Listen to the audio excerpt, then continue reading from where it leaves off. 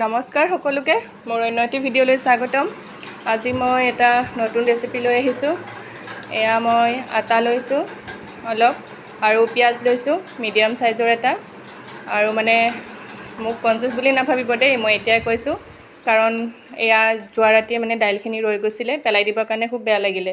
সেয়েহে মই ভাবিলোঁ দাইলখিনি মানে আটাৰ লগত মিক্স কৰি মানে পৰঠা বনাই দিওঁ।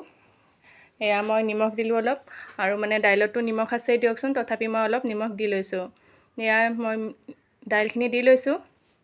তাৰপিছত এয়া আটা মাৰ নিচিনাকৈ মাৰি ল'লেই হ'ল। জলকীয়া দিব পাৰে, কাৰণ আমাৰ সোনজনীয়ে জলকীয়া নাখায়, সেইটো কাৰণে মই জলকীয়া দিয়া নাই। আৰু এইফালে এয়া মই ধুনীয়াকৈ মঠি লৈছোঁ। এয়া মোৰ মঠা হৈ গ'ল। আটাৰ নিচিনাকৈ ধুনীয়াকৈ মই মাৰি লৈছোঁ, মানে যেনেকৈ ৰুটি দলে সেনেকৈ। কিন্তু মই লাডুকেইটা অলপ ডাঙৰ ডাঙৰকৈ লৈছোঁ, কাৰণ অলপ ডাঠা হ'ব লাগিব, পৰঠা টাইপৰ কৰি লৈছোঁ। আৰু মানে যদি এনেকৈ কোনোবাই খাই পোৱা নাই, এবাৰ খাই চাবচোন। আৰু ৰাতি ৰ'লে দাইলবিলাক পেলাই দিব নালাগে, যিহেতু হেল্ডিয়ে হয় নহয় জানো। সেয়েহে ময়ো এনেকৈ পৰঠা বনালোঁ আজি। আৰু আমাৰ মহাপুৰুষেও খাই বিৰাটেই ভাল পালে, কৈছে হেনো আজি ফাৰ্ষ্ট টাইম খাই পাইছে হেনো। আৰু ময়ো অৱশ্যে ফাৰ্ষ্ট টাইমে বনাই পাইছোঁ। আগতে এবাৰ বনাইছিলোঁ, কিন্তু মোৰ ইমান এটা ভাল হোৱা নাছিলে, আৰু সেইটো কাৰণে মই ভিডিঅ' দিয়া হোৱা নাছিলে।